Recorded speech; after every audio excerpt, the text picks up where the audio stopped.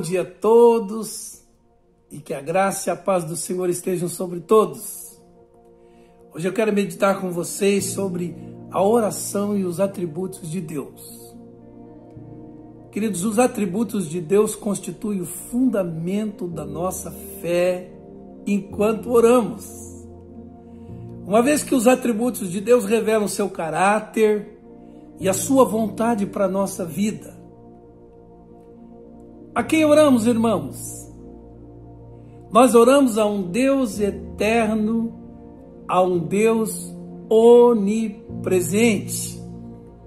que está para além do tempo, passado, presente, futuro. Para Deus é a mesma coisa. Está para além do espaço, que está em todos os lugares. Por isso, irmãos, nossa oração pode transcender o tempo e o espaço. É por isso que você pode orar sobre o futuro da sua família, futuro dos seus filhos, porque você ora a um Deus atemporal. Quando pensamos sobre o futuro, nós ficamos ansiosos. Mas quando oramos sobre o futuro, nós descansamos. Por quê? Porque Deus já está lá. E mais, você pode interagir com o mundo inteiro através de uma intercessão feita a um Deus onipresente.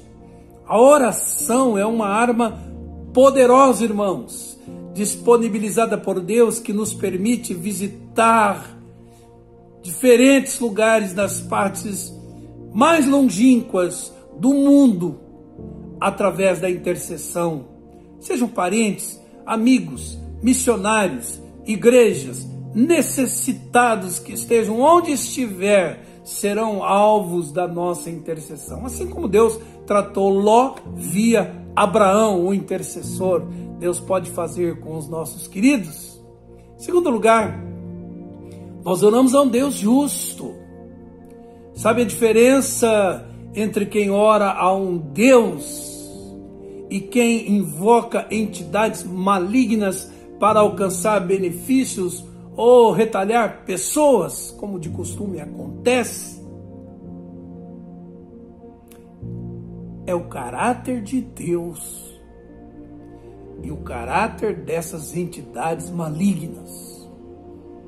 É interessante observar que pode-se invocar entidades independentemente do aspecto ético, moral.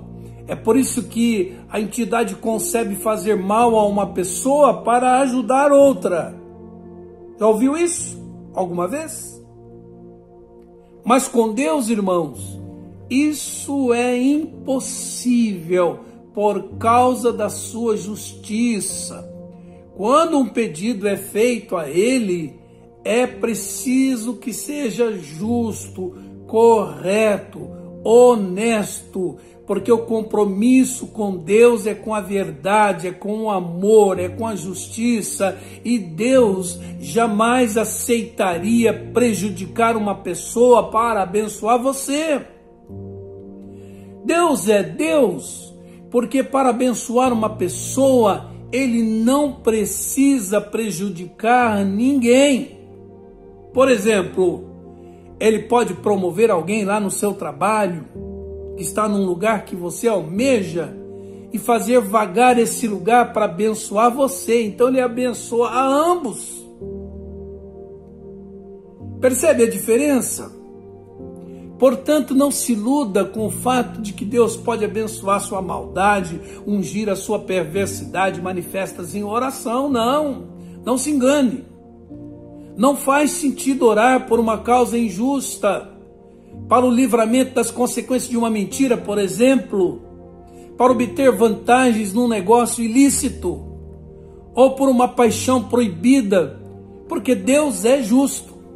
Amém, queridos? Terceiro, nós oramos a um Deus soberano.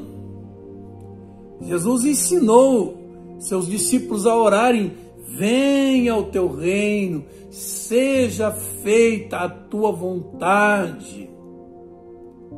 Ou seja, irmãos, a oração não se presta a fazer Deus atender nossos caprichos egocêntricos e nossas vontades caprichosas que não estão em consonância com a sua vontade e a sua palavra.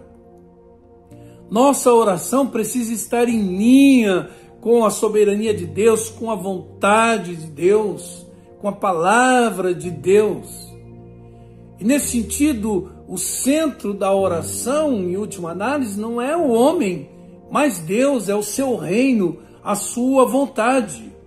Digo isso, irmãos, porque quantas não são as vezes em que clamamos para que Deus mude uma realidade, quando em sua soberania Ele está querendo mudar a nossa interioridade.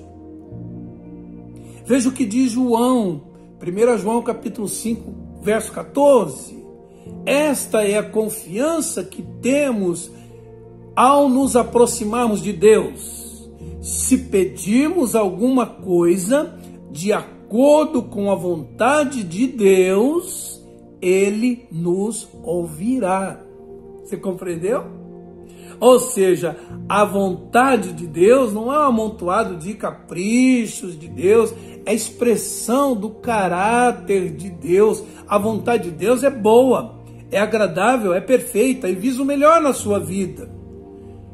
Agora, Deus não vai rifar seu caráter para atender o pedido de uma oração feita fora da sua soberania, fora da sua vontade. Irmãos, entendem? Quarto lugar, nós oramos a um Deus que é Pai. Jesus ensinou seus discípulos a orarem assim: vós orareis assim: Pai nosso que estás nos céus. Queridos, Deus tem uma graça geral para derramar sobre as suas criaturas. É por isso que o sol sai para justos e injustos, a chuva cai no terreno do justo, dos injustos. É a graça geral de Deus. Mas Deus tem uma graça específica para derramar sobre seus filhos. Seus filhos caminham debaixo de promessas.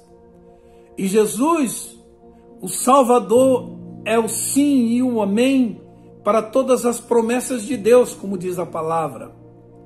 Por isso que Jesus precisou lembrar os ansiosos discípulos que eles não eram gentios, eles eram filhos. E como Pai, Deus sabia das necessidades deles e tinha interesse em supri-las. Por isso é que Paulo, ao perceber os irmãos de Roma que não estavam vivendo como filhos, vendo-se como filhos e vendo-o como pai, em razão de uma concepção que tinham de Deus baseado na velha aliança, e não tinham discernido que em Cristo Deus se fizera Pai, mas a todos quantos o receberam, a saber, Jesus, como diz João, Deus os fez filhos de Deus, a saber, os que creem no seu nome. Então o que Paulo faz? Ele escreve lá em Romanos 8, capítulo 15 a 17, porque vocês não receberam o espírito de escravidão para viverdes outra vez atemorizados, mas recebestes o espírito de adoção, baseado no qual clamamos, Abba Pai. E o Espírito testifica com o nosso espírito que somos filhos de Deus. Ora, se somos filhos de Deus, somos também herdeiros de Deus e co-herdeiros com Cristo. Entendeu, queridos? Como filho, você tem uma herança em Deus. Você pode reivindicar promessas de Deus para a sua vida. Você não precisa morrer de sede em cima da fonte. Por isso, ao aproximarmos de Deus em oração, não precisamos ser formais. Já percebeu que tem gente que muda a entonação quando ora? Não precisamos sentir medo ou nenhum tipo de constrangimento.